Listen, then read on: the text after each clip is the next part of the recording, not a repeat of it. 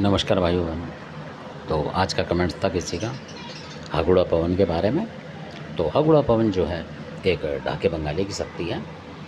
तो ये जो ढाके बंगाली की शक्ति है और ये इस तरीके की शक्ति है कि मतलब आप इस हागुड़ा पवन को नाम रखा हुआ है इनका हागुड़ा पवन। और ये इस तरीके का देवता है कि अगर चूँकि हमने खुद प्रत्यक्ष देखा हुआ है, अगर किसी का कई घरों में ऐसा भी हुआ है, हागुड़ा पवन का बताऊँगा कभी, कि उनके माँ बाप घर वालों को पसंद नहीं कर रहे हैं, मतलब और डोर नहीं चलने दे रहे उनकी उस तरीके से, क्योंकि वो लड़कों में भी थोड़ी कमी है, सेवा नहीं करी उन्होंने, कुछ नहीं करा, ऐसा होता है। तो हागुड़ा पवन उस समय ये काम आता है कि वो उनको मुक्ति दिलाने काम आ जाता है।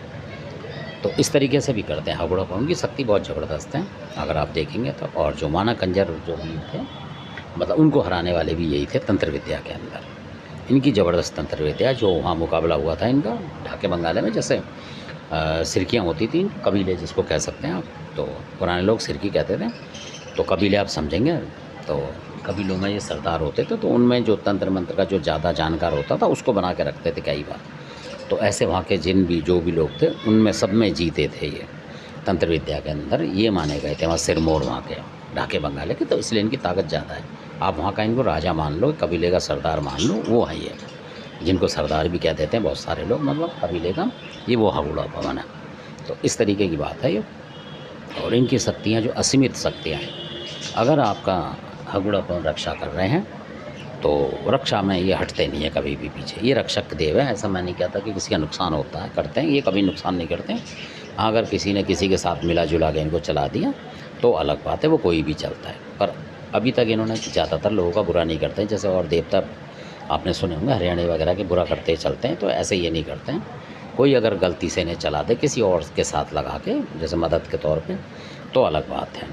तो तब भी आप इनकी भेंट पूजा देंगे और हट जाएंगे। ये इतने दयालु हैं, इसमें कोई ज़्यादा करतब करने की ज़रूरत नहीं है।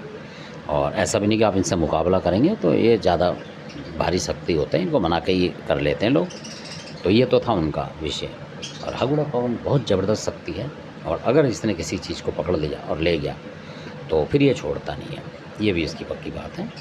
आप जो भी इसका पूजा प्रसाद तय करेंगे वो नियत समय तक ही अपने पास रखेंगे उसे बांध के, यानी कि, और आपके घर में कभी नहीं आने देते। ये हागुड़ा पवन की शक्ति है। ये छोटी मोटी शक्तियाँ नहीं है, बहुत ज़बरदस्त शक्ति हैं, जो कि कामरूप कामाख्या की शक्ति हैं। ये सारी उन्हीं की शक्ति से चलती हैं ये हागुड़ा पवन जो है। और कामाख्या माता और जो ढाकेश्वरी माता जो हैं, इन सब की शक्तियों से ही चलते हैं ये। तो धन्यवाद। अपनी वीडियो का अच्छा लगे सब्सक्राइब करें, शेयर करें, लाइक करें। धन्यवाद।